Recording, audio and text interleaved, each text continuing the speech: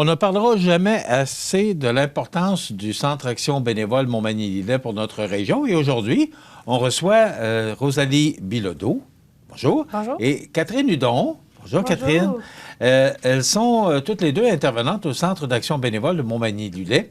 Il y a toujours des points importants dont on vient discuter parce que vous êtes extrêmement présente dans notre région. Qu'est-ce que c'est exactement? Parce que j'aime ça qu'on puisse le rappeler.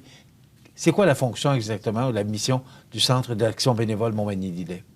Le Centre d'Action bénévole, c'est bien plus que juste de l'action bénévole. On fait vraiment Oui, je le sais, parce que moi, beaucoup vous avez de choses. été nos voisins longtemps au 25, et je sais à quel point, moi, je vous appelle les abeilles, là, parce que vous travaillez tellement pour les gens de la place, pour nos proches aidants et les supporter. C'est ça. Mais vous, j'aimerais ça vous entendre exactement c'est quoi le CAB. Bon, le Centre d'Action bénévole, bien sûr, ça le dit, l'action bénévole. Alors, on a un gros volet par rapport au transport médical qui est effectué par des bénévoles. Fait que ça, c'est une grosse part. On fait aussi de l'orientation là, pour les bénévoles. Quelqu'un qui veut faire du bénévolat vient au Centre d'Action bénévole et on va l'orienter, l'aider. On fait de la formation, de la reconnaissance. Bref, ça, c'est côté bénévolat. On a aussi, vous avez eu ma collègue Vanessa la semaine passée pour Vie active, qui est un volet aussi pour que les gens bougent, les gens de 50 ans et plus. Ensuite, on a le volet proche aidant avec ma collègue Catherine, qui est maintenant intervenante pour proche aidant. Moi, je m'occupe du volet solidarité cancer. J'étais venue vous voir une fois pour ça. Oui. On a ça aussi. On a Steve, notre collègue, qui est le veilleur, qui fait du repérage d'aînés vulnérables. Et est-ce qu'il me manque un volet? Peux-tu me compléter? En tout cas, bref, on en fait beaucoup pour la clientèle. C'est normal que vous en oubliez, vous en faites tellement. Oui, c'est ça. Catherine, vous êtes une nouvelle intervenante pour proches aidants et aînés vulnérables. Qu'est-ce que c'est exactement? C'est quoi vos fonctions? Moi, en fait, je vais voir les personnes à leur domicile, les aînés vulnérables autant que les proches aidants.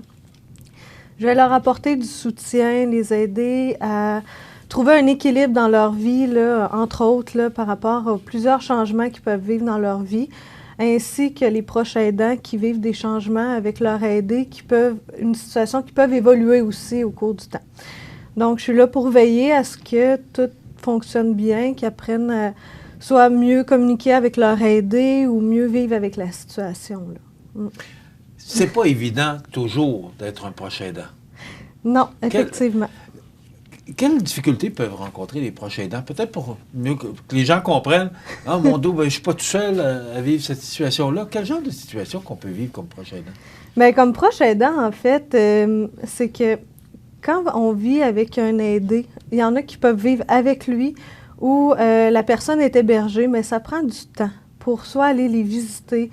Ça prend du temps aussi pour mettre en place tout ce qu'ils ont besoin pour leur mieux-être. Donc, parfois, ils peuvent couper dans leur temps d'amitié avec leurs amis.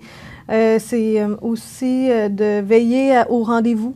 Tu sais, c'est tout un horaire à refaire aussi, plus leur vie à eux, de s'occuper aussi de leurs besoins à eux. Donc, de trouver un équilibre dans tout ça, c'est très important, là. C'est pas toujours évident. C'est pas une vocation pour les proches aidants, c'est qu'on veut aider des gens proches, des parents. Exact. Puis on se le fait pas demander, là. C'est ça l'affaire. Il n'y a pas quelqu'un qui arrive un jour qui dit « Est-ce que tu veux être proche aidant de ton conjoint qui commence à être malade? » Oui, on va remplir la fiche. C'est pas de même que ça se passe. Hein? Ça se passe tranquillement, puis on se rend pas compte, puis on embarque dans la roue tourne. Puis là, à un moment donné, certains proches aidants peuvent se ramasser submergés, tu sais, plus de temps pour eux. Tu sais, si on s'imagine à leur place, là, aux gens qui sont 24 heures sur 24 avec quelqu'un, à en prendre soin, à s'assurer de leur sécurité, à s'assurer de tout ce que Catherine a dit, là, les rendez-vous, l'alimentation et tout ça, c'est quelque chose qui est très, très prenant. C'est un rôle très prenant.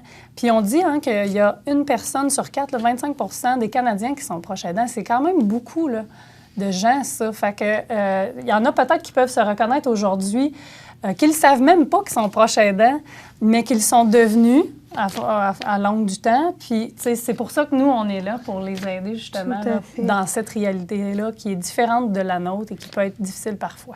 Est-ce qu'on finit par prendre le rythme d'être un proche aidant? Excellente question. C'est que ça vient tellement graduellement que premièrement, reconnaître qu'on est un proche aidant devient l'étape la plus importante afin de trouver toutes les ressources pour être aidé dans ce rôle-là. Est-ce qu'on s'y habitue? C'est une bonne question. Ça dépend de la résilience de chacun. Reste que leur limite aussi est propre à eux. Donc, ça reste à voir, là. Est-ce que la majorité des gens qui sont devenus proches aidants, vous l'avez dit, là, c'est pas nécessairement toujours, on l'a pas écrit sur le front, est-ce que les gens qui deviennent proches aidants pour les besoins de la cause acceptent cette situation-là? Moi, je dirais que oui, là. Je dirais que... Parce que vous les rencontrez, ces gens-là? C'est ça, oui. Puis, tu sais, je pense que les personnes acceptent et même vont se rendre parfois jusqu'à l'épuisement. Ils acceptent tellement qu'elles se rendent à l'épuisement sans s'en rendre compte. C'est toujours « Ah, je suis encore capable, je suis encore capable, je suis encore capable », alors que, tu sais, nous, on est là avec des services qu'on peut mettre en place pour eux, pour alléger justement la tâche, mais ces gens-là, c'est ça, ils acceptent, je dirais, la plupart et parfois trop. Là. Et parfois, on a besoin de... Pardon? Inconditionnellement, ouais. Ça va de soi. Parfois, ils ont besoin de répit. Vous offrez ce service de répit-là aussi? Oui, c'est ça. Nous, en fait, on a Mémorisation, qui est un répit de groupe, qui est une fois par 2 semaines à Saint-Jean et à Saint-Pamphile qu'on a ces temps-ci, qui est une journée là, où est-ce que quelqu'un peut aller porter son aidé et prendre du temps pour lui ou pour elle. Et moi, je suis responsable du service de répit Adore, qu'on a ralenti dernièrement à cause que les fonds se dilapident rapidement. Les gens ont besoin de répit. On est d'ailleurs à la recherche d'une nouvelle source de financement pour ces répits-là, pour continuer à offrir ça, ces répits qui sont si importants, si significatifs. Tu sais, je peux vous donner un exemple. J'ai des gens qui... un homme qui est proche aidant de sa femme et qui... Tu sais, c'est une tâche très prenante. La dame demande beaucoup d'aide, beaucoup de soutien. Puis quand on envoie quelqu'un, une pro-aidante qu'on appelle à la domicile, il en profite pour aller faire du vélo. Puis tu sais, pour lui, faire du vélo, c'est se vider la tête, recharger ses batteries, faire le plein de patience, de bienveillance et tout ça. Donc, c'est très, très important. Fait que c'est quelque chose qui nous tient à cœur, le répit, et on voudrait l'offrir davantage. Est-ce que tous les proches aidants, on dit proches aidants, là, mais c'est proches aidantes aussi, là, oui. on s'entend...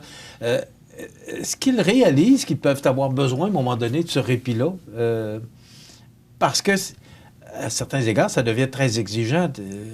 Vous l'avez dit, là, que des fois, ça peut exténuer les gens. Est-ce que les proches aidants sont conscients de l'importance d'avoir quelques heures ou du temps pour pouvoir se ressourcer?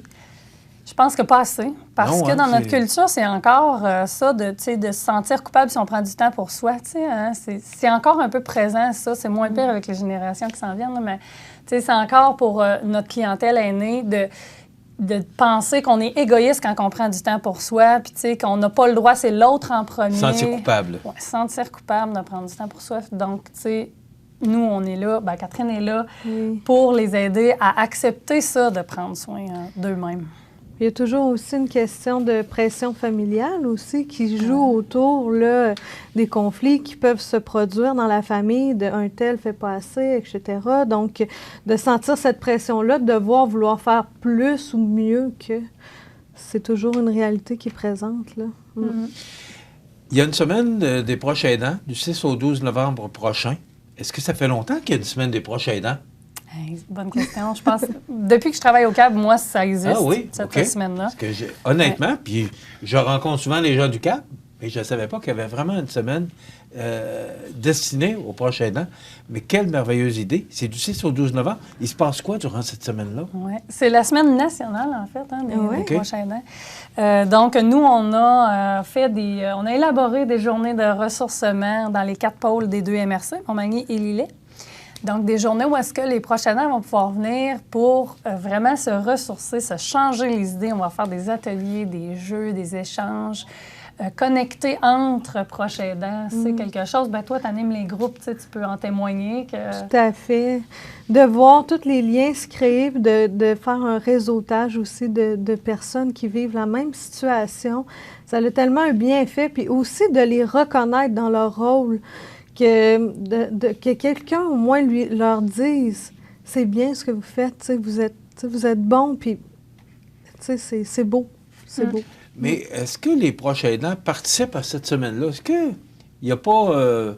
bon, pas besoin d'avoir ça, mais cette semaine-là, moi, j'aide parce que c'est naturel, c'est ma mère, c'est mes parents. Est-ce que les proches aidants se reconnaissent comme proches aidants? Je dirais que l'année passée, on a eu un beau succès. Avec nos journées, on avait fait 4 journées aussi dans les 4 pôles. Puis on a eu un beau succès, là, des gens qui sont parfois même pas dans nos services individuels ou de groupe, qui sont venus à cette journée-là. C'est seulement que 5 $ et on offre un repas chaud, puis on passe la journée, là, c'est de 10 à 14 heures, pardon.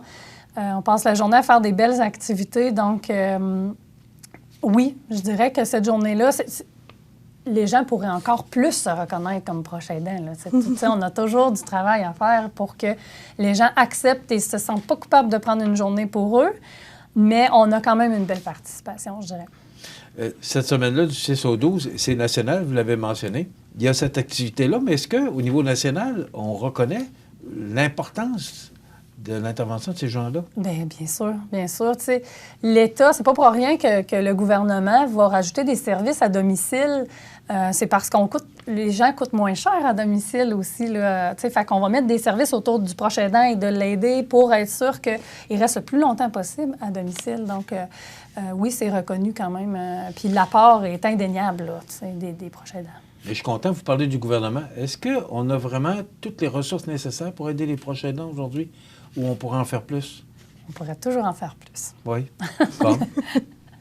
Bien, par exemple, tu sais, là, je vous ai Parce dit que vous tout à vivez l'heure, au on quotidien cherchait... avec eux, là, ces C'est proches ça. aidants-là. Est-ce qu'ils ont toutes les ressources nécessaires pour être capables de suffire à leurs tâches? Bien, l'exemple parfait, là, tantôt, j'ai parlé de répit. Tu sais, on arrive à la fin de notre financement, nos sous pour ces répits-là. Tu sais, c'est quelque chose que si on pouvait en avoir plus de sous puis que le répit pouvait être plus facile, plus accessible, bien, je pense, là, hein, pour notre clientèle, Tout à fait. tu sais, les gens en prendraient plus, là. Mais vous êtes une petite équipe, vous êtes quoi, 6? On est, je pense qu'on est 9 au... 9, bon. 9-10. Mais il y a beaucoup de proches aidants dans notre région, particulièrement dans Montmagny-Lillet. Est-ce qu'on réussit à offrir cette heure de répit-là pour ces personnes si importantes dans notre société? On fait ce qu'on peut. Parce que c'est une grosse commande, hein? C'est une grosse commande, mais hey, j'en profite pour remercier mes pro-aidants, les gens qui se rendent à domicile. Là. Pour vrai, j'ai des personnes géniales là, qui vont remplacer le proche aidant, là. Rester à domicile pour assurer la sécurité, tout en faisant des activités pour stimuler la personne à domicile. J'ai vraiment des personnes, là, des pro-aidantes géniales dans mon service. Là. Rosalie, il y a une campagne actuellement là, qui est en cours, le bienveilleur. Qu'est-ce que c'est que le bienveilleur? Le bienveilleur, bien, vous connaissez Steve. C'est le proche aidant? Non, Steve, Non? Steve, lui, c'est un agent de repérage, si on peut dire. Là. Lui, il va repérer les gens vulnérables. Donc, tu sais, qui n'ont pas nécessairement un proche aidant, là, ils peuvent être isolés et seuls. Puis d'ailleurs, Catherine travaille avec les aînés vulnérables aussi, qui, eux, parfois, n'ont pas de proche aidant, là, qui sont plutôt seuls. Fait que Steve, lui, va repérer et si on identifie une situation où est-ce qu'on a besoin de rajouter des services, bien, il va référer à Catherine. Donc, le bienveilleur, lui, va trouver les proches aidants ou va détecter. Oui, peut-être des proches aidants, et oui. après ça, trouver des proches aidants. Et s'il n'y a pas de proches aidants, on fait quoi? Excellente question, mais il y en a. Et vous répondez bien à ma des question, proches parce aidants. que c'est de là, c'est l'importance que je voulais qu'on démontre aujourd'hui, l'importance des proches aidants. Oui. Comment on doit les mettre en valeur. Bien sûr, bien sûr. Hein. C'est un rôle très, très prenant, puis très important, là. Si on n'avait pas ces gens-là, il y aurait plein de personnes qui auraient moins de qualité de vie, là, qui seraient isolées ou qui seraient dans des services moins adaptés. Là. À domicile, là, on est bien. Hein? Vieillir à domicile, c'est important. En santé, à domicile, c'est encore plus important. Mais lorsqu'il survient quelque chose, bien, si on a un proche qui peut nous aider, c'est génial. Là. Donc, proche aidant et proche aidante qui nous regardez aujourd'hui, vous êtes très important dans notre société. Et gênez-vous pas de venir nous en parler. Bien parce sûr. que je trouve ça tellement important qu'on reconnaisse ces gens-là. Rosalie Bilodeau Oui. et Catherine Hudon, qui sont intervenantes au Centre d'action bénévole Montmagny-Lillet. Vous avez un numéro de téléphone. Oui, 418-248-7242. Poste 107. 107 pour Catherine, pour les proches aidants. OK. Oui. De toute façon, si vous ne retenez pas le poste, ce que vous devez retenir, c'est Rosalie Bilodeau et Catherine Hudon. Et vous allez arriver au bon poste. C'est ça. Merci Tout à beaucoup fait. d'avoir été avec nous. Merci. Mais